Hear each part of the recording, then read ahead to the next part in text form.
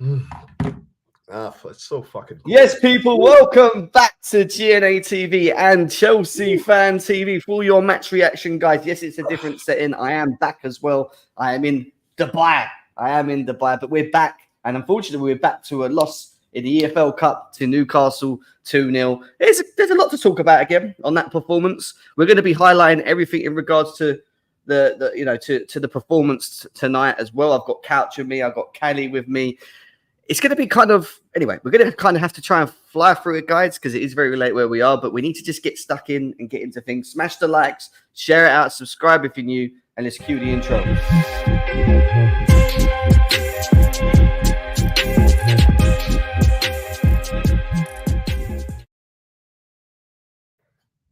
Yes, people, welcome back to... What's AJ saying in here?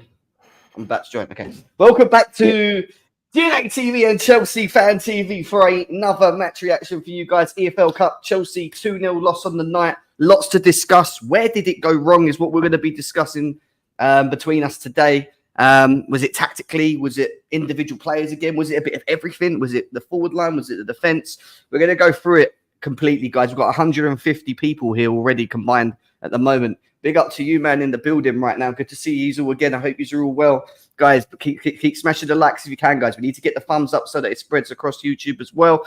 We have Couch. We have Callie. We'll go to Couch in a second. We'll introduce Callie in quickly. Callie, how are you, brother? First, obviously, it's been a while. Obviously, it's good to see you back on the show. How are you? And also, what was your overall thoughts on the performance tonight? First of all, I'm doing well. Thank you for asking, Jem. I hope the same for the rest of you, including Couch as well. I'm gonna be brief. I want you personally to do Enzo Maresca, and you know why. And it's not to crash on Maresca and say it's like all his fault or anything. He just made a few mistakes. I feel, as far as our tactical setup.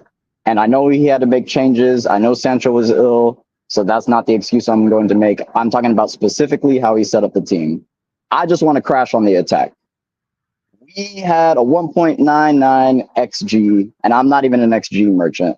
My issue with that is we didn't put a single ball in the back of the net. We had at least 3 big chances, all scuffed. One by Felix, a half chance by Felix. Nkunku had one that was poor. It's just something that I'm starting to see when it comes to our B team is we definitely seem less fluid in attack. Now, granted, Maresca did a few things tactically to us today that were different, that I think had an influence on it in a bad way. But at the same time, we really have to talk about the players. Like Felix and Nkunku, easily between the both of them, we could have been, we could have drawn the game 2-2. And defensively, that's a whole other conversation. Personally, I feel like our defense is poor as far as the B team and C team goes, and it's shaky in our first team. So honestly, if we're going to start looking at us seriously to win some trophies, to seriously compete, we need to improve that defense 1,000,000%. Because it's just in transition. I don't know how many times I've been saying it since the beginning of the season. In transition, defensively, we are so poor.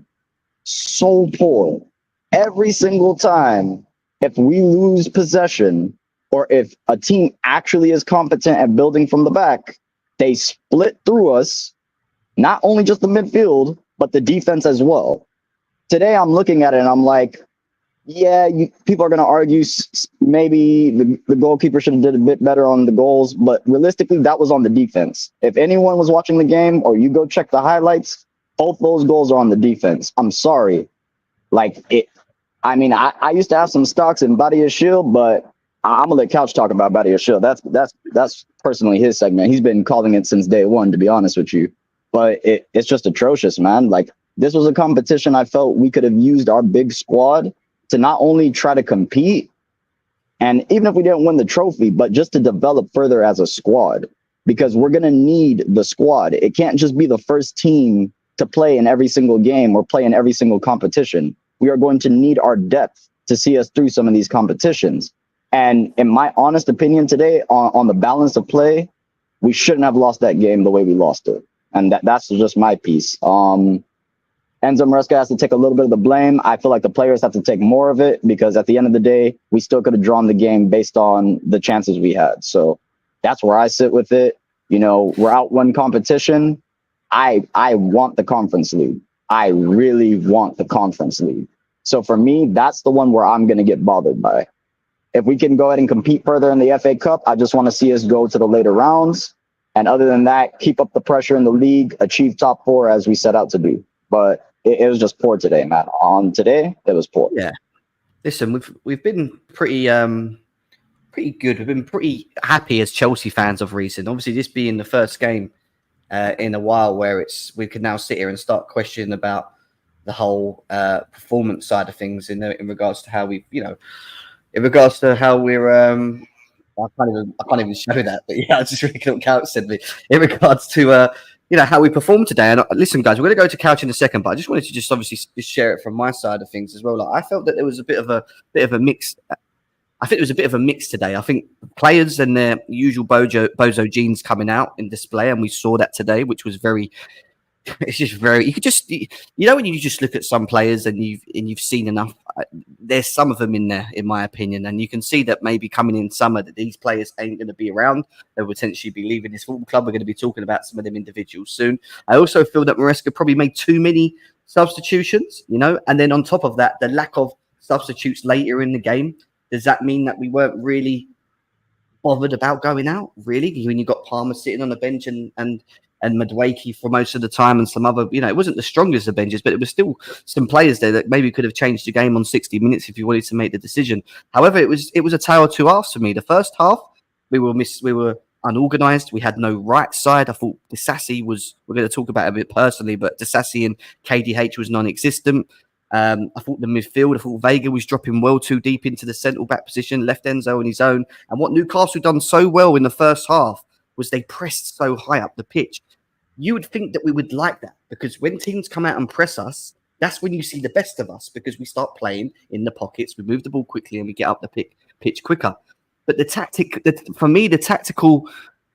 tactical influence of what Maresca was asking of the forward line was different to what we'd seen the Newcastle game before, where we played Palmer and Jackson so close to each other in the middle, but utilised them to one to drop deep, one to pull away. Felix's position most of the first half was on the left next to Mudryk. They were pretty much touching bums, which I just found very weird, which means that when we received the ball in the middle, it was very hard for us to move the ball quickly and get rid of it when we've got the press from Newcastle on and try and play a ball in. So Nkunku dropped deep. But then with Nkunku dropping deep, we had no outlay. If you kept the ball and holding the ball, there was no runners off him because there wasn't any runs around him. You couldn't rely on KDH. The only real option we had was Mudryk off the left coming in at sometimes. But, it just didn't. It was very unbalanced for me. And obviously they went into obviously to talk for 15 minutes at half time and came back out. There was more control to us in the second half, but no bite. And obviously we can talk about the substitutions not happening, but we did have good opportunities within this game to maybe have got it back. If João Felix would have took the 3 or 4 chances he had in the first and second half, or Nkunku had his shooting boots on today, which he usually does do, and he didn't have. There was just a lot of things that just wasn't going our way. And mixed with maybe a tactical and a system element on top of the Bozo moments, and relying on certain individuals to maybe get themselves out of situations, which we just can't do. Unfortunately, we can't. It just doesn't happen, And we were toothless the second half. And to be quite honest with you, by the end of the game, I kind of thought that even though we dominated the game, we didn't really. We created some bits, but we didn't really create enough to deserve to get back into the game. And it's a shame that we go out. Don't get me wrong; it's disappointing. But this was a challenge today. Going over to Newcastle is not a ground that we're very comfortable playing in, even with our first team, let alone our B team. And our B team was up against a very strong Newcastle team today. It was a challenge, and you can say some individuals may have performed, but the majority just really, really struggled. And I think it's a mixture of many things, in my opinion. But we're going to move on to Couch quickly to assess his thoughts. And obviously, he did get to see most of the first half. But Couch, how are you? Good to see you back. What's your thoughts on? Yeah. You guys pretty much touched on a lot of the key topics there. I think that we saw a very strong Newcastle side, one that none of us expected. I thought they were going to be rotating because they have Arsenal at the weekend, but clearly they don't have the ability to rotate, so they stayed with a strong side. And our B team, that's not that's not a team that you expect to win in the Premier League. And that was a Premier League game, a Premier League away game, essentially. So when you look at the likes of that defense, you look at that midfield, you look at the chemistry of that attacking forward, it just wasn't there. And I mean, I'm looking at the bench right now. I didn't see anyone that could play right back on the bench. So clearly there might be something there. Obviously, he wasn't going to play Reece James, but Gusto also did not make the bench. So, I mean, you're kind of left with Disasi. And, I mean, you guys are going to crash it on the guy. But, like, honestly, he's not a right back. It's just that simple. We're using a guy as a right back who's not a right back. Like, he can give you some minutes there, for sure. But he's not a guy that you can, play in a Premier League and at the right back position and expect to have good performances. So, yeah, you get what he comes as advertised. He wasn't really great. Doesn't really provide anything going forward. His range of passes wasn't very good. He had a couple crosses when we did have a couple set pieces opportunities for him to get bored. He wasn't very good at that either. So ultimately, he just didn't give you what you wanted from that right back position. And then defensively, playing him in a position where he's clearly uncomfortable was not good for him. But, I didn't like what we did in the midfield either. I thought Enzo had a pretty decent game when you consider what he was asked to do. Popped it about, kept it ticking over and whatnot. Didn't really get stuck in that well. Gave it away a few times, more than a few times. But, that's Enzo. Enzo, in terms of like controlling the ball, was pretty decent. And I didn't like at all. I just did not like Viega in the midfield. I don't like him there. He doesn't work there for me. He doesn't think the game fast enough in the middle of the areas of the pitch to impact the game.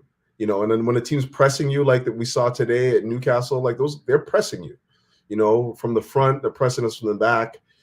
You put a player like that in those positions, you're going to see errors. And obviously the goal was a result of that. I don't know why Badiashile decided to give it to him there. Like, I don't see where he sees where he can give him to him there. Like, so, the problem is twofold. You have a guy that's uncomfortable in those positions getting on the ball when he's being pressured. And you have a defender who should know better, who should at least have some sort of like ability, like some sense about him to know that that's not a pass you give to a guy in that area. And, we're punished 1-0, then, deflected goal, 2-0, and the game's done. But, I'm not going to crash it too heavily on these guys. Yeah, it was a Premier League match, and I feel like, we just did not have enough in the areas where we needed it. We had a very unfamiliar side once again, and we had a bunch of guys that just were in uncomfortable positions, unfortunately. I don't think that Nkunku was playing. I just got to say, I don't think that Nkunku was playing as a number 9 today. I think that he was actually more in that Cole Palmer role, to be honest. With Felix more as the 9, but yeah. What? Just quickly before we go on to the ratings, what was your thoughts on Maresca's decisions not to bring on like a Cole Palmer or a Madueke a bit later in games? That what did you get from that? Did you feel that it was more of a maybe knowing that some of these players weren't going to get the minutes, he wanted to give them the minutes sort of thing, or do you think we weren't bothered about the competition as much at this point, because of the position we was in, or what? I don't know. I think it has a lot to do with, really giving these guys an opportunity to stake a claim here. Like, yeah, you can bring on Cole Palmer and it probably would impact the game, but in the end, you have to trust your squad. You have to trust your team to get you through these matches. We have another game on the weekend. And for me, as much as you guys are cup crazy and whatnot, I'm more focused on the Premier League. I'm more focused on that Conference League Cup. So, going out the Carabao Cup away to Newcastle, who played pretty much a Premier League squad versus our B team, disappointing, but not something that I'm like going to crash on Maresca for the decisions that he made. He has a clear mandate here. He has to get top 4. Simple. I hear you. AJ's joined us. We're going to go play ratings in a second, but obviously I want to invite him in. Welcome back as well to the show. And also AJ, give us an overall view of what you thought about the game. I mean, where do you think it went wrong today? Staying away from the players, because we're going to get to that in a second, but talking about the overall game, how did you feel it went? First of all, big up to my brother Jem back on YouTube. We've been waiting for this moment. Everybody smash the like, subscribe to GNA. Guys, there's 400 people here right now. 400. Turn up, man. Turn up for Jem. Right now. Let's go. Run it up, man. Let's go. Nah, but I mean, you know what really made me upset, and we were all on Don's channel yesterday, and we spoke about it. Maresca making those 11 changes, it was a risk, a super risk, and obviously it didn't work out. And that's what's annoying to me, because it was kind of predictable, when you think about it. You making 11 changes. Newcastle is probably not going to make so many changes. They're already a difficult team for us, in terms of strength and size. Like, it was kind of predictable when you do the equation. You're like, this is going to be a tough game, and it ended up being a tough game. And so from the jump, from the get-go, I was already like annoyed, that's what we decided to do. And now we're out of the competition again. I've been big on, we need to win the Conference League plus another cup, one of the domestic cups, and this is probably the easier cup to win, and now we're out of it, and so early. We didn't even make it to the later rounds, the semifinals, the finals, the quarterfinals. So that's kind of what I'm upset with, and I think that's where we went wrong with the initial team selection. Breaking news, by the way. I think Spurs just beat City in full time. So I like think you just said, yeah. Sorry. Like that's what I mean. Like that's an example. City's already getting knocked out. Like Liverpool almost crumbled to Brighton. That game finished 3-2. Like there was an opportunity here, and a lot of the times, and you see this with many of the teams. And I think Jem said something very important earlier. I don't think we took the Carabao Cup as serious, which I understand. But like that's the type of mentality where it's like, if you don't take that cup seriously, that's cool. But then what if you finish trophyless? Then what? And that's always my comeback. I do think it's one of them where I feel like we have to win the Conference League. That's one of the trophies. And I do think there's a pressure for us to try and win one more with it if we can. Obviously, we're out of this one. It leaves us with an FA Cup. We're not going to win the Premier League. So we got one chance at a trophy. We other than the Club World Cup later on. To break it to you guys, man, but winning cups is not a birthright, like obviously. Yeah, but of course. The number one mandate right now. The owners are going to want trophies. Definitely top four. Definitely top four. And this Conference League, because that at the very least guarantees you a Europa League spot. So I mean, yeah, you have to pick your battles here, right? I do believe that we do have a deep enough squad to contend on all fronts, but ultimately we got done by a good Newcastle team with our B squad. So, well, what I would say about the Newcastle team is it was a very well organised Newcastle team, a team that, we weren't shifting enough. The difference to the first game round to the second was very clear. We were moving the ball quicker through the middle. We were making runs behind the defence because they were still playing quite high up the pitch.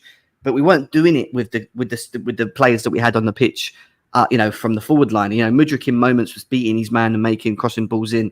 Nkunku was dropping deep, but there was no link up because Felix was always a bit too far away from him, in my opinion, especially in the first half. They have absolutely no understanding, the two of them. I don't think they don't really complement well. It's just not working. Yeah, you could see it. And like just for you, like I don't think that Nkunku is the number 9 today. I really don't think so. I think it was actually Felix that was playing a little bit further forward. And it was Nkunku that was dropping into the pockets to get on the ball. But again, if you have a guy who doesn't really understand how to be a striker, upright within the box and whatnot, this is what you get. Even with that said, I thought that Felix had a bunch of opportunities to score and just didn't take any of them. And the decision making too in the first half, where we break with numbers and he has people to the left or right of him. He decides to shoot wildly, outside the box. I'm just like, bro, just slide somebody in there, man. This is why he is not the player that everyone thought he was going to be, 3-4 years ago, because his decision making in the key moments is just not good enough. It's just not. I've been saying inconsistent. I said it for a while.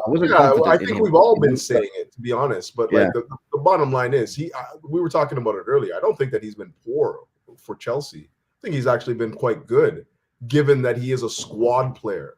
If you have him in your starting 11, and if he's in your preferred 11, you may have some problems there. But as a squad player, a guy can come on and give you minutes, a guy that can inject some energy into the side, he's fine. But with that said, Yeah. I would rather Omarodion right now. I don't know. I mean, you Omarodion and now look at Omarodion. and shit, man. You look at Omarodion and you look at what's his name at Aston Villa as well. And these are two targets that will Duran. Yeah, these are two targets we're after, and they've been balling this early on in the season. You know, they're banging in goals. Do our scouts know something that we don't? Because we were all kind of moaning about. Clearly, they do. Clearly, they do. That's why they get paid. This is why they get paid. This is something we need to understand. Those guys get paid a mint for a reason. They know what they're doing. We all knew though that the team needed that different profile striker. We all knew. No, AJ, you and I knew. Yeah. You and I knew. Other people were not having Omarodion. They were like, nah, bro, this guy can't handle the ball. Bro, this guy's this. That's why I brought up Felix, because people said they preferred Felix over Omarodion. Yeah, he's playing well. To be fair, anyway, hindsight is 2020. Player ratings, guys. Player ratings. So stick to player ratings because we've got to fly. Obviously, that's what we're trying to fly through. It's still 350 people in it, guys. Keep smashing the likes. Keep doing that for us, guys. It will push us through the algorithm as well, and it will help us grow the channels, especially mine. Anyway, again, but smash the likes and let's go. Right, Jorgensen. I'm not going to just ask you guys. I'm just going to ask. Just keep it open, and we can move on quicker that way rather than going to each person. But you know. I'm going to let you guys talk about it a minute. Like, what did you think about what you saw today from him? Oh, you know, I'll do this very briefly. There's no assessment that you can fairly make of this goalkeeper today because, you know, the goals that were conceded were down to poor defending. So I'm not going to crash on our backup goalkeeper for poor defensive errors and individual mistakes, especially from Badiashile and having Disasi at right back. So to be honest, right now, I'll just say average performance.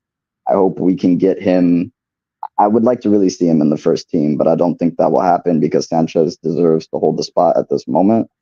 But from the limited time I have seen him, I do think he has good distribution. And I do think he has good shot stopping ability. But obviously, there wasn't a chance for that today. Okay. Couch. I mean, speak on it. Like we're talking about it in the chat. Like I just trust Enzo Maresca.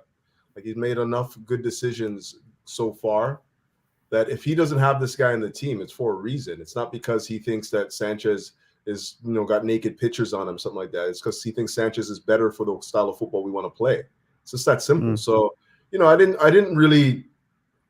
No, man. Like I said before, I didn't think that he was tested heavily in the Conference League. This is the first game that he has put under real pressure, you know, with a team that was really, you know, pressuring our back line. And I think that a lot of the problems that we had was just, again, with dealing with pressure. Like we have players in that back line that are just not very good with dealing with, right? Like Badiashile, he has like Tosin, who I thought had a pretty good game. You know, so, you know, you have to have a settled, organized back five in order to like play out well from the back. And I just don't think we had that today. So he's AJ? Yeah. Any thoughts on it? I mean, I don't have much, you know, I'm still shaky on all of our keepers right now. You know, I'm not really too keen on them, but we'll see. Yeah, listen, there's a debate whether we should give him more games or at least allow him to at least show us whether he's. Listen, the thing with me is I still think in terms of the way he plays that with the ball, I do think that he's probably a bit better than Sanchez. How much better, I don't know. But he gave away the ball like right inside the 18, like with a direct ball. Yeah, I mean, you know, he lost one ball, but again, that was in the first half of very unorganized setup, which was just the story of the whole first half. So I'm not going to criticize him too much on that one moment because it was just a mess anyway, trying to get the ball out. And then we're not. It's weird because I don't think our goalkeepers are allowed to hoof the ball up the pitch. Like it's like they have to play it out sometimes, you know, even if they can't, they will still try and make that risky pass. And we see a lot of that when we try and play under Maresca as well. I don't like that though. Sorry to cut you off. I don't like that because there are some instances where we're clearly under heavy pressure and the benefit of us playing the ball there is not really that great. So AJ, it's a trade-off. Get the ball up and let's move up the field a little bit because I think, you know, when we look at the goals that we give up, it's kind of the same stuff. We could have just played the ball out of danger and got up the field. You know, I understand the philosophy, but we didn't really have anyone that can bring down the ball. We could, but it's better than giving up a goal. It's still coming back to you. regardless. The idea of the football is supposed to be to keep the possession, suck the defenders Correct. in, and play around them. No, I get it. That's But how we have to play. 100% of the time, that's not I don't think smart. it was 100% of the time we did that. No. I was just gonna say, Well, AJ, it's a fair we made trade-off some mistakes. because we create a lot of chances from building out the back too. So it's True. like you gotta take it with like it's the way Maresca likes playing. It's the same reason where you look at our wingers are always on the touchline, always far out. That's how Maresca likes to play. He likes direct wingers that play far out on the touchline. Like it's just part of his system. So I do hear you though, AJ. It's a fair criticism, but like I accept it.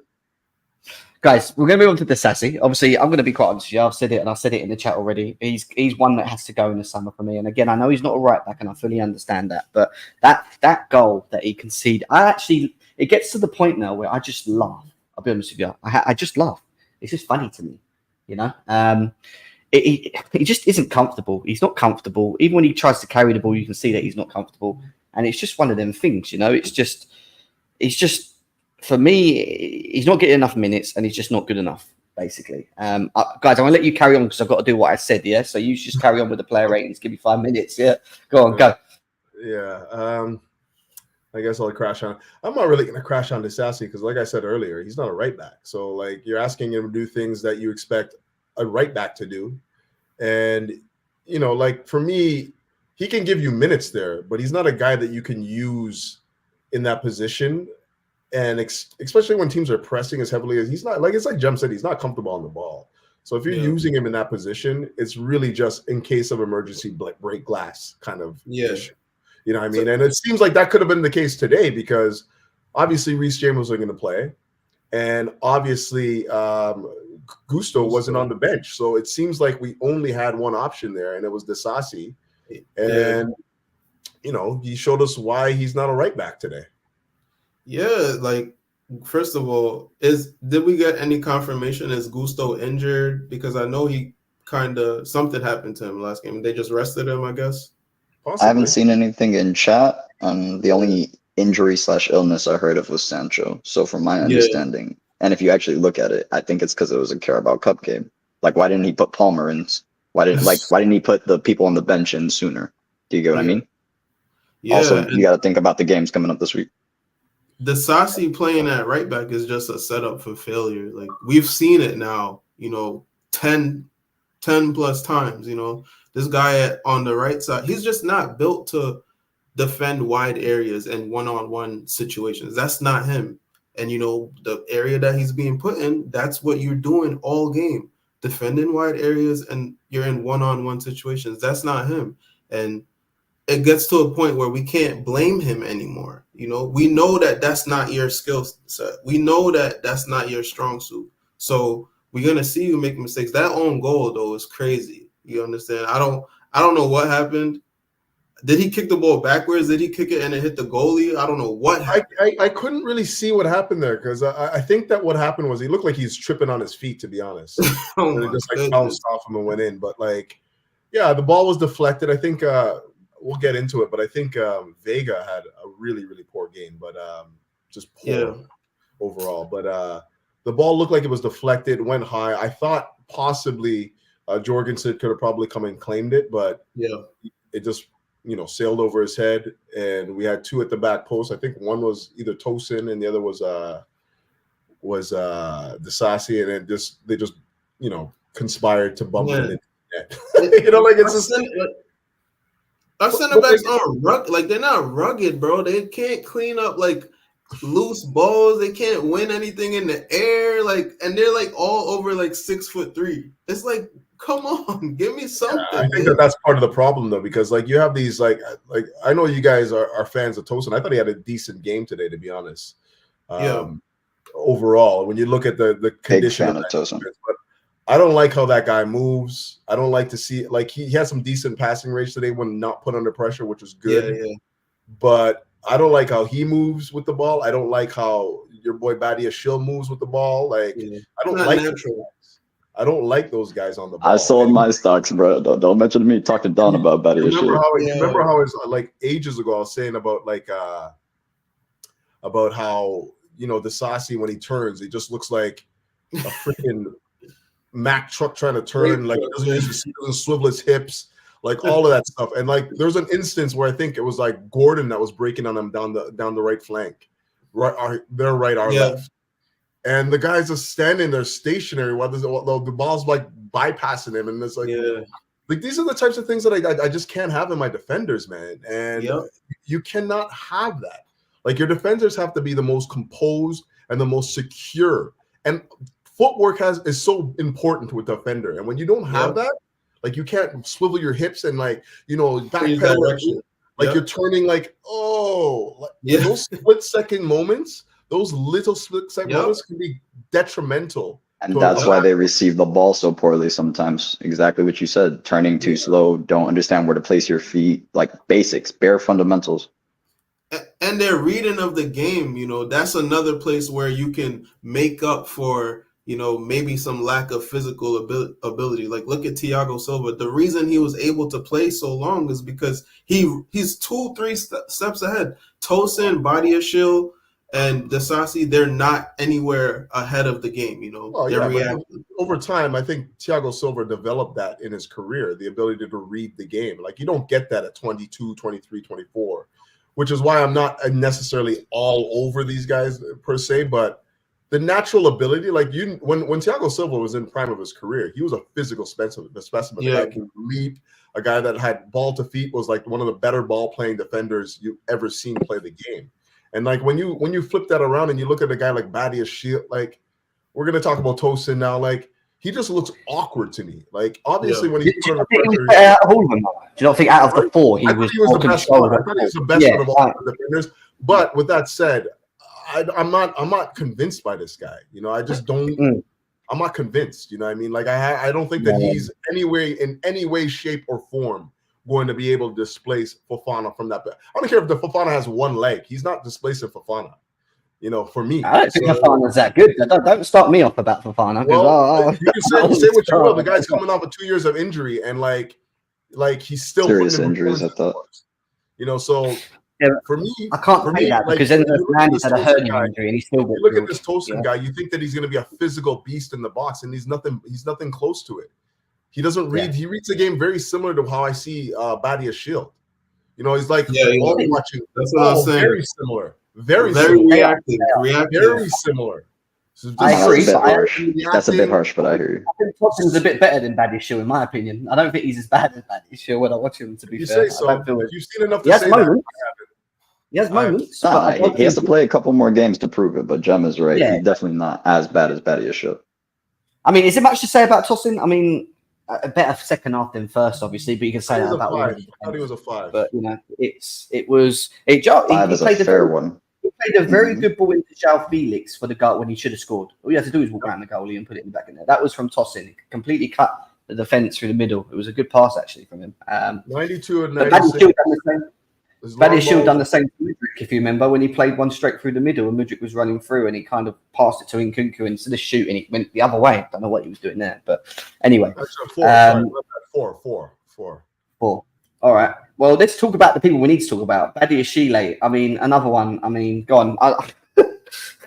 For me, he's the worst because he makes me laugh. He actually makes me laugh along with the session. Like when I watch him, I just laugh now. It gets to the point where it's laughable because his reading of the game is poor. He can't shift his feet quick enough to try when he's on one-on-ones. It's like he looks like he just can't keep up, right? I've never seen a 6'3" defender not be able to jump until I saw this guy. How do we have such tall defenders and not cause any problems for corners? And can't defend set pieces? It's mad. We saw that in the last Newcastle game. Our best aerial threat is a guy that has one leg. Like easily, Fofana's our best leaper. Yeah. He's easily our best leaper. He attacks the ball. Like it's crazy to me that you got a guy like this guy who looks like a physical specimen, like a guy that should not be getting pushed around in the box. If he's anywhere near switched on, this guy would be a decent defender just because of his stature. You would think, right? Because he's actually pretty decent on the ball. But it's just like here, this guy up here is just not there. He's just not there. Like you have to be able to make quick, smart decisions when you're playing out from the back. And for me, Badiashile, like I've been saying this for like 3 years now. So like I don't want to keep sounding like a broken record. He's just not it for me. Simple. Yeah, My simple piece before AJ. Couch was always right. I was wrong, and Don was super wrong, brother. Don, you must I was answer for your right, claims. bro. Don's still holding on. no. Don is still holding on for dear life. He's like, come on, Badia. That's where I don't agree with Don holding on. But in the same bracket, because I was not happy with Badiashile as well whatsoever. Now, Badiashile had a good spell. We're not gonna take that away from him, and that's where everybody liked him. It's not only just me and Don. It's thousands of people. But he has Couch. You've been proven right. Yeah, understand. You've been proven right. I have no problem admitting that. So All right, let's move. Cucurella, mixed performance from him as well. First half a little bit, I don't know. He was doing the gusto thing, when he just try and occupy that little space between the defense and midfield and just wait for the ball to be received. Or he's a decoy, one or two. Like that's what I call it, a decoy player. When we go forward and then off the ball, he goes into an inverted midfield role, which he did do a couple of times today as well. I don't think he was as effective as he usually is today, in my opinion. Don't get me wrong. I thought he was quite, I don't know, just not at it, really. I don't think he was fully at it, to be quite honest with you. Better in the second half. First half was just not good enough for me. But none of them were. So it's not just him. None of them were. We just lacked that fight, the ideas, and I keep saying it's the position on the pitch. The system was just not aiding the players that needed it to maybe do what we have been seeing, which is positions being taken up correctly on the pitch, which we weren't having and stuff like that. So anyway, going on to Cucurella, I thought he was all right, but again, nothing to really gloat about. I think he should probably he should be starting against Man United anyway, and he played a full 90, so read into that what you will, because he played most of the game. So will he start? I don't know, but yeah, I don't know if you guys want anything to say about him, but bit of a mixed performance. I just don't like him or Gusto in that that half space on the left or on the right. I don't like them there. They just don't provide anything in the final third. And this idea, like obviously, for me, his best position is the left of a back three. Where he's not really responsible for trying to get up and down the pitch and produce crosses and use his through balls and he's just not good at that stuff. So there is a bit of a system error there for me with Maresca, because I don't know why he keeps wanting to use him in that way. So yeah, he's not great there, but I didn't think he had a bad game, to be honest with you. I thought that defensively he was pretty good and winning the balls. He won a few ground duels and whatnot. He was pretty good in that regard, but I just don't know if he's good enough to play. If we're trying to get put pressure on their back line, they played what a 5-4-1 for the most part. Yeah. You can't have one of those players that's in the attacking position be a guy that's not very attack minded. The best player in that position, if we're going to use one of our fullbacks there, is Reece James. It just goes without saying. It's obvious, right? So if you're not going to use him there, then I'd rather see an attacker there. Anything else on Cucurella, anyone? Or should we move on to the midfield? Move on to another defender in midfield, which was Vega. Where I can find him. Vega, where are you? Where are you, Vega? Are you a midfielder now? What's going on? Oh, there you are. He's a midfielder, guys. There's a midfielder on here. AJ, what's your thoughts on Vega's performance next to Enzo Fernandez? First half, second half. What was going on? When you're playing in a game and you're under pressure, we were under pressure in our defensive third for most of the game. Your technicality is gonna get exposed. And I'm not saying Vega is not a technical player, but in the midfield area is different compared to receiving the ball a little bit more out wide, where you have a little bit more time and space. Exactly. And every time Vega had the ball today, he was under heavy pressure, and even we gave up, one of the goals we gave up, unfortunately, Badiashile played the ball to Vega, who had somebody right up on him, and it's already a dangerous pass. So for him to get out that situation, you got to, be of a certain skill level And we ended up giving up the goal, and that was kind of the how the story went for him today. It was very tough for him in the midfield. I don't think it's, again, putting him in that situation.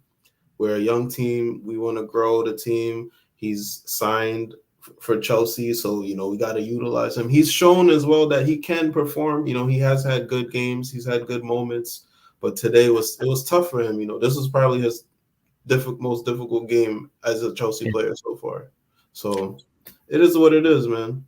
Caps, you had a bit of a different view on him, didn't you? You weren't too comfortable in seeing him playing as a midfielder. We spoke about in the past, can he play in midfield if we are a little bit short, if Lavia's out again or Caicedo, could we rely on Vega to come in and play in that role? I mean, what was your thoughts? Yeah, I just think that it depends on who you have on the pitch with you and who the opponent is. Like he can clearly play in there, but not when you're getting pressured like that from, you're trying to play out from the back. Like he doesn't think the game. That's not to play in the engine room right now. You have to be a quick thinker and assess things before the ball even comes to you. You have to know where you're moving the ball before it even comes to your feet. And that's a midfielder's mentality. That's a midfielder's mentality. It's not like you're playing a left back in the midfield because you think he can be a little bit more defensively stable in there. You need to be able to think the game extremely quickly. And even when you do that in different leagues, there's no league like the Premier League in terms of speed and pace, and just how quickly you have to make decisions on the ball. So he's just not the guy that you can play in there in that role for me in the Premier League, right? There's going to be matches where you can play him there for sure. But when you're under that immense amount of pressure and you need to make quick decisions under extreme pressure, he's just not that guy. Yeah, I noticed. I noticed in the first half. Again, I don't think you saw it, but in the first half, where it was kind of very hard for the midfield, I would say, is that Vega kept in mind. If you watch these movement, he kind of wanted to draw back into a central back role. If you know what I mean, every time they pressed us high Newcastle, instead of staying with Enzo, you see how Caicedo and Lavia always next to each other, ready to receive it. So if one does, they can play off each other. He kind of had this. There was moments in the game where he just kept fading away, Couch, into towards tossing and Badiashile. And when he'd done that, he left Enzo on his own. And then what Newcastle did is they just doubled up on Enzo because he was taking the possession. Yep. Yeah, do you know what I mean? So it left Enzo with more to do because every time he got the ball, he looked left and right. Where can I play the ball quickly? What's going on here? Oh, where can I play the ball quickly? And my mate's playing with the light. Yeah, he just, it was very hard for him to actually. And then in the second half, if you noticed, Vega and Enzo's position, or Vega specifically, his position was better because he was, I'm saying more closer to Enzo, but he was playing in a role where you could see, right, he's more fixed in the midfield position. That's what we needed, someone to be more fixed, and we dominated a little bit more in the second half. So, yeah, it was. It's a learning curve. I still think it's a learning curve for him. I still think he's new. I like him a lot. I think he's a very good player, by the way. But he's a good player. I think he's a good player. He's a good squad player. And, again, it's his first year at Chelsea, so he'll get better. If you put him in that defensive six role, though, he's got to win more ground duels. I'm sorry. That's why you're there, you can't just be getting bypassed like that. So, yeah. Enzo Fernandez.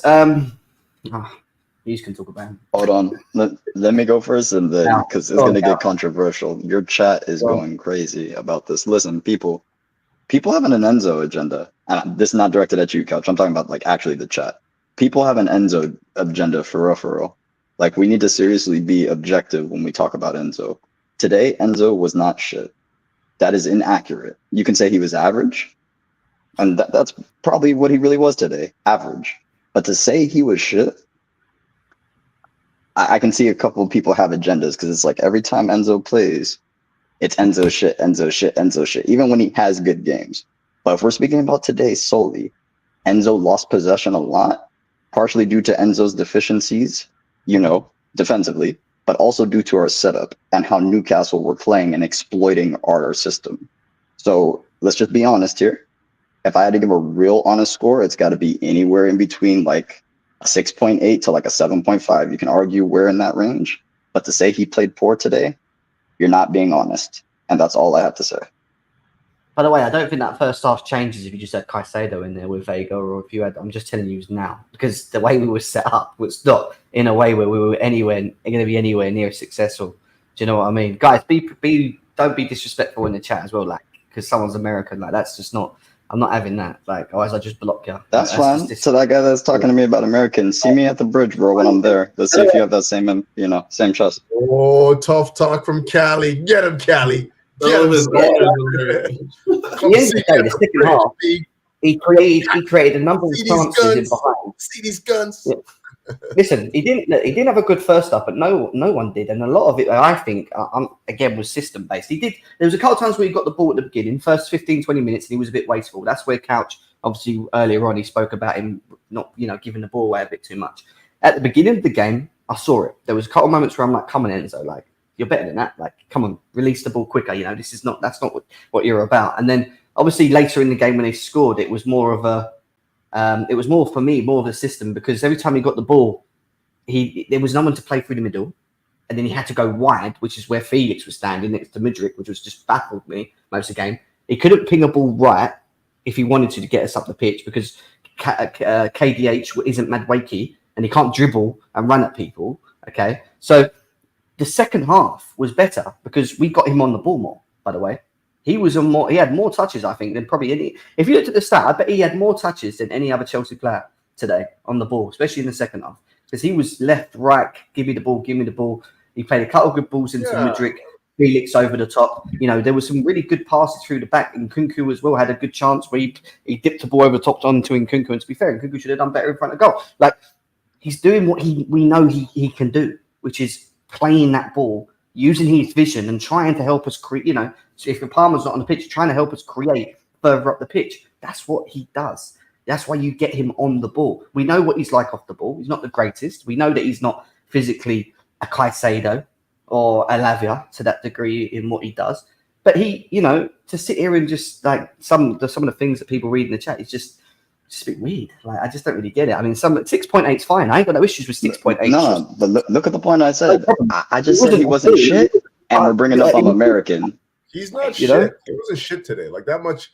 The team around him wasn't very good to begin with. And, we didn't have, like, I saw in the second half, like, the thing that was pissing me off in the second half, every time we got Enzo into space, we didn't see any runners off the ball. Like, yes. I mean, there was one time, and I think Disasi had the ball on the right. Madwakey made back-to-back runs to get him behind, and not once was the ball released to him. But we just didn't have a good team. We didn't have a good team going on. But as far as Enzo goes, I mean, his my issue is it was never going to be his ability on the ball. I think that he's decent in that regard. It's about the things that happen off the ball and his ability to track back and his ability to win tackles and all that other stuff, be defensively aware. Like if you're a midfielder, especially you're playing deeper, these are the things that I'm most fearful of when I have Enzo on the pitch, because he's playing with somebody in that midfield in Viega he's not seasoned in there. I mean, he's not a guy that you can, look to rely on to like shore up that midfield. So you have to be extra, on guard when you have Enzo in there as well. So that was my one problem. I thought that he was controlling the game. I thought that he had most of the possession, if I'm not mistaken. I think he had about 100 and some odd touches.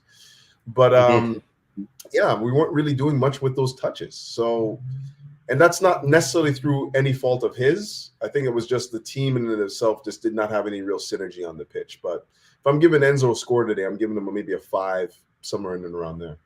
But yeah, I think his second half performance was this is me saying it. I think it was probably about 5.56. Again, it's just mid. It's just in the middle. But that's because what he done in the second half, I want him to do more. I just think he couldn't have done it in the first half because of how the game went and how we just wasn't good on the ball. Just be quite honest with you, we just wasn't good on the ball. Like, you should look at it. Hey, Ludwig, look up the word. You'll see what I mean.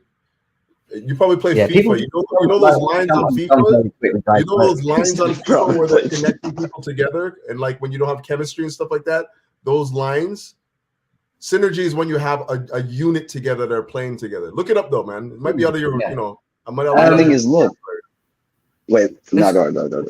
Let's go to Mikhailo Mudryk. I don't want to stick because I can't be on too long because I know he wants to do the uploads in a bit. Mikhailo Mudryk, guys, good flashes, to run it, especially the first half he done quite well in some moments. The second half he created a couple for Nkunku, Felix, Beatty's man, was probably the best of our wingers today, or the only winger we had on the pitch until Madueke come on. What was your thoughts on Mudryk again today? Do you think he had a good game, AJ, or do you think he could have done a bit better? Or I mean, marginally a good game. Right now we view. I'll speak for myself. I'm just viewing Mudryk as like a, understudy type. Just game by game as he progressing. And again, I'm looking at it, is he controlling the ball, doing the basics? Is he, executing his passes? And I do think he also created a great chance for, I think it was Felix. That was a great goal. So I think Mudryk is improving. That's all I'm gonna say. I don't think I agree. He's still not scoring. He's not assisting. Like he could have got an assist, but he's still not getting on the board. So it's kind of hard for me to judge. It's really just more of the same, just a little bit improved. So I just say, he had an okay game. Yeah. Anyone else want to talk about Mudryk, or is there anything to say other than that he's improving? Does anyone else, or should we move on? Yeah, same. Yeah. Okay. No. It's very. He must be improving, because last season he'd be the talk of the town a lot of the time when he played. Yeah. He's not doing this, that, and the other. So it's obviously good. Wait, Jim, let me answer chat really quick. Sancho didn't play today if you missed out because he was ill. Maresca said that he was ill. That's why Sancho did not play today. Come on, then João Felix was meant to be our 10 today in the Palmer role, shall we say. He was meant to be to be honest, he had probably most of our chances today. The majority of our good chances today, that's for sure, landed to him. He's just toothless.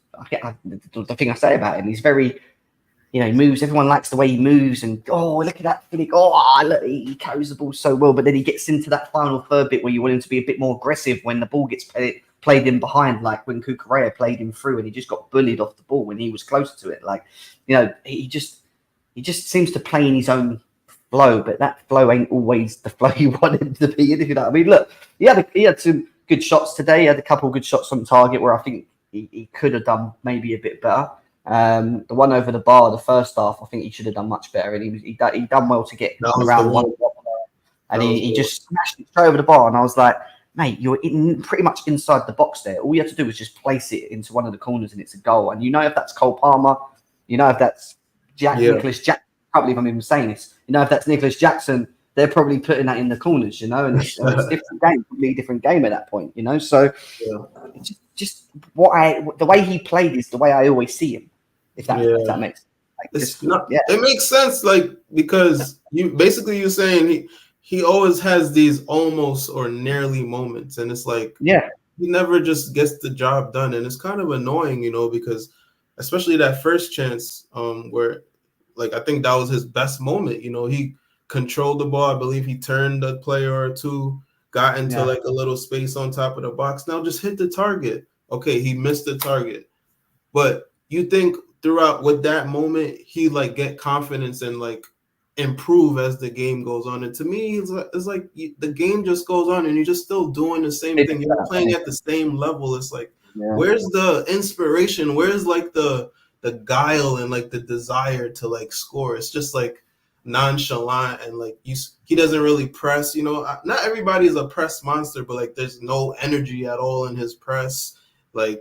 Him and Nkunku, he the relationship with him and Nkunku was absolutely zero. If you go back and watch, you know what's funny about that though, AJ?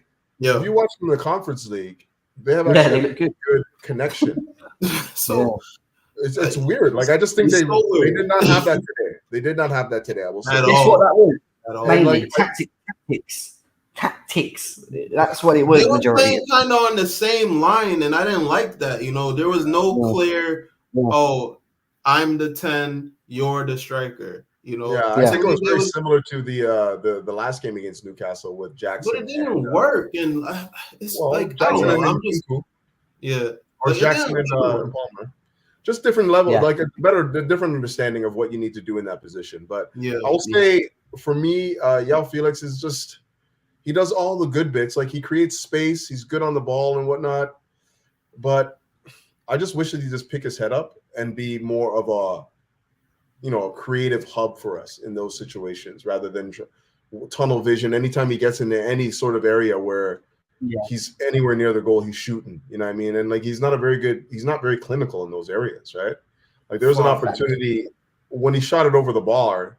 Like there's opportunities to the left and the right of him where he could have just laid it off to somebody in a better position, and at least have the move continue, into the box. And then the one where Tosin, beautiful ball, beautiful through ball to get him in there. Like you got to be scoring there. You just have to be scoring there. You're 1v with the keeper. Bro, it's so like for real. Anything you do there to hit the target is a goal. You know what I mean? So it's just like those situations. Like he makes decent runs, he gets into good areas, he does everything but the final ball. And like I said, like I don't think that he's useless, and like I know people are like crashing on him and stuff like that. For me, he's not useless. For me, he's a good squad player. He's just not a guy that I ever want to see in the starting 11. Like he's not going to displace Palmer. He's not going to displace Jackson. I don't want to see him on the left.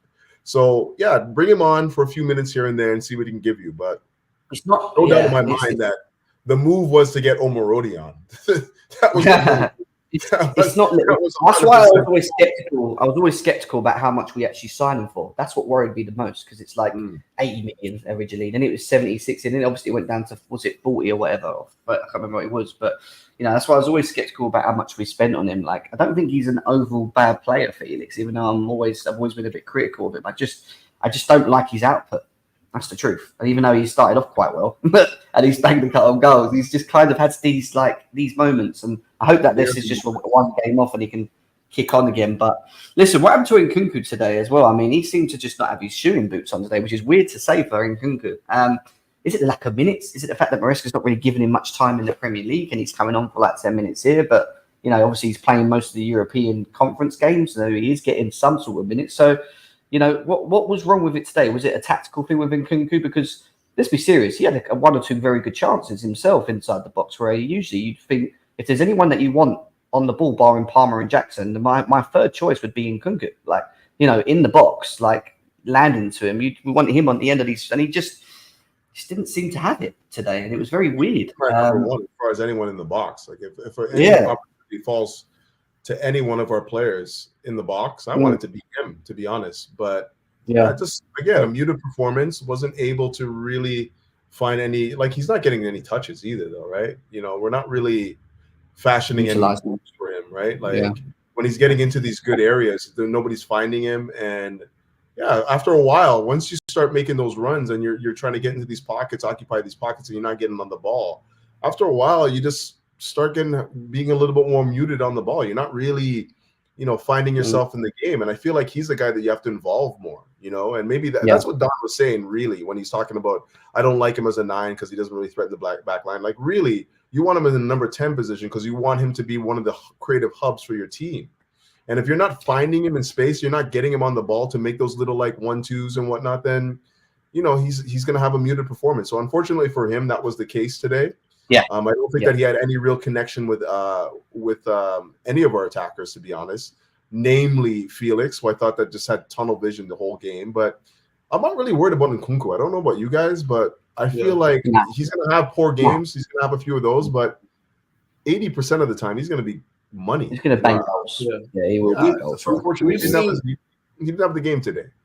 We've seen many of our players have bad games, so we can't crash him too much. But what I would say, I'll jump on your last point, Couch. You said that he had no connection with any of the attackers. And I think that's the main problem. That was the main problem why we didn't see Nkunku today, because obviously playing in that striker role, you need somebody to work with. And if there's no connection, it's kind of not going to happen for you. Like, you gotta make some magic or that's it, So, what about, we ain't spoke about KDH, but we'll do it quickly. I mean, he played half of them. Madueke obviously played the other, but I'll just say it very quickly. I don't want to crush it on him because he was played out of position.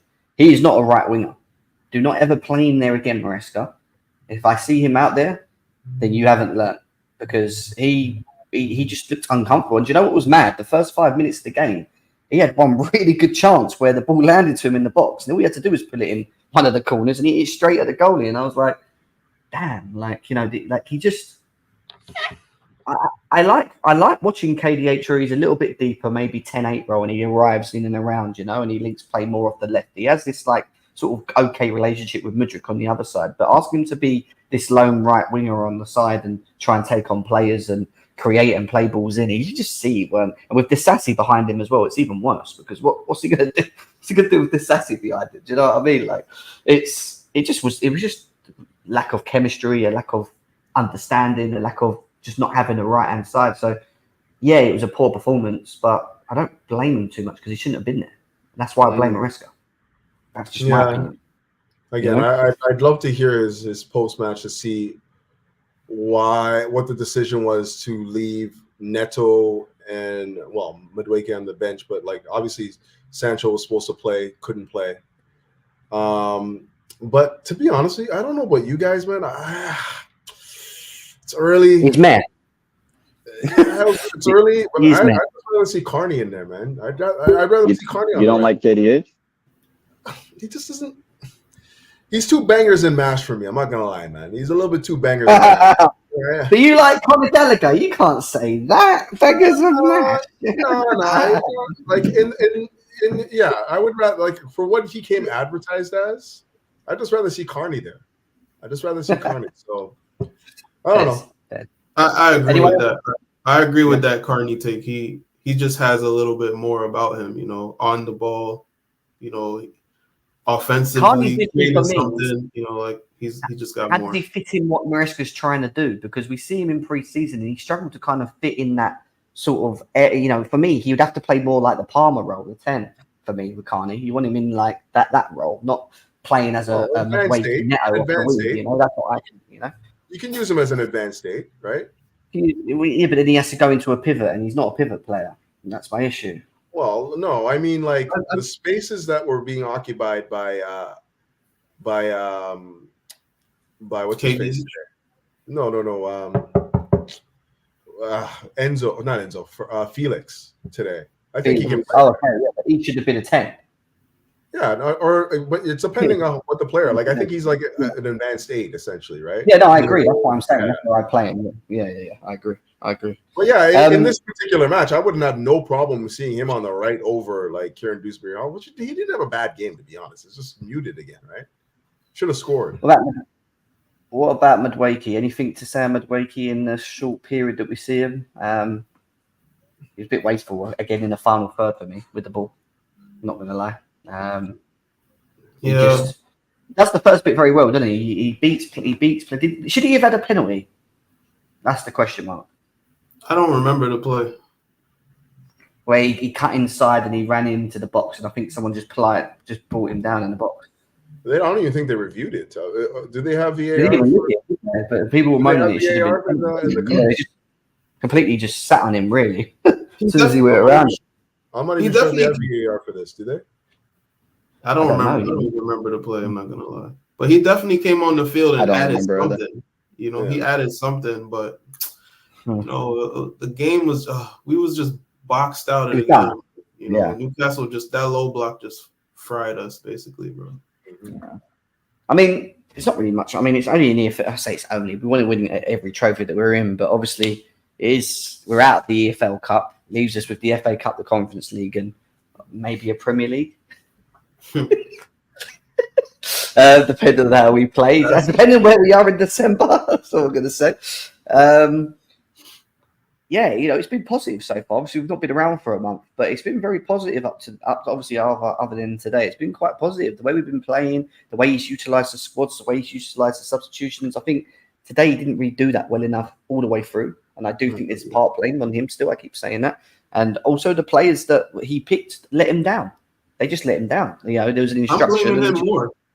They couldn't execute. They couldn't execute his instruction. So we move on. We take it on the chin. It's not the end of the world that we've lost the game. We don't like losing. We want to win every game. But, you know, we are still, in a way, on that sort of trajectory, aren't we, of like moving forward, you know? So, you know, we can't keep relying on Palmer, on Jackson to just win us games. You know, we need to see these guys turn up as well. Do you know what I mean? The Felixes and whoever else that needs to be involved. So there has to be that pressure. Maybe that's why he didn't bother putting them on, because he wants them to have that, you know, this is on you. you've got yourself in this, get yourself out of it, sort of thing, you know. So I don't know, but we'll see against Man United. We're going to be doing every. Yeah, I think truly what we're going to see is what happens on the weekend, right? Because a lot of guys didn't make the bench. A lot of guys did not travel. So if we're sacrificing what would have been advancing in the Carabao Cup to really crash it on United on the weekend, then I'd rather those 3 points, to be honest. I'll take those 3 points. Could be a big game. Obviously, they've got Amarim now as well, haven't they? So yeah, we'll have to see. Game. Yeah. Well, he wants to be there for Sunday apparently, so it'll be. It's always Chelsea that has to be the game that they get rid of the manager. Yeah, but I mean, he's not going to come in. I think he'll probably be in the stands, but I don't think he's going to be like managing the squad at that point. Yeah. But they won today. Real quick. You think we win that game at OT? Sorry. We win that game at OT. We have to. I don't know. We have to. We owe them one. It's been too long, man. We can't keep drawing and losing games to these. They're not even good. You know, it really annoys me because they're not actually. Don't forget Arsenal after OT, man. It's long. Yeah. That's why if we beat United, we're in a good spot. You know, listen, we're going to be doing all the match reactions, guys. All the match reactions after each and every game. We're going to be mainly on most of them anyway. So Sunday's game at 8 will be 10 o'clock on Sunday here for me. It might be a bit later than that. I can't remember. Anyway, I have to look at that. We'll be doing a match reactions to the Man United game. So fingers crossed we can bounce back on the respond as well, guys. I'm going to have to cut it off here because it's been an hour and 5 minutes. Big up to Cali, Couch, and obviously my boy here as well with his new. Likes people. Forget what Jem's saying. Smash. Let them know where they can find you as well on here. Because obviously you got your TikTok as well. I want to know where they find you. Hey, for all the other people, plug yourselves in. For me, you'll see me. Plug yourself. AJ. Yes, sir. TikTok, NYC Chelsea Blues. There we go. And obviously, Couch, you got stuff coming out, I'm assuming.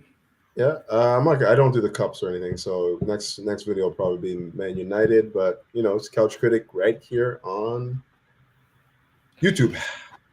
There we go, guys. And listen, we'll see you again for the next match reaction, guys. Hopefully it's on a win as well. And we can start talking about the good times again and some positive stuff. And we put this behind us. But listen, 250 people still here. Big up to yourselves, guys. Obviously, big up. We had nearly 400 people here today. And it's been a while since we've been back. So big up. We appreciate it. Take care of yourselves. It'll be a little bit longer the next one, that's for sure anyway. So we've done an hour and 10 minutes. Big up, guys. Take care. I'll see you again very soon. Take care. Peace. Thank you, guys. Thank you.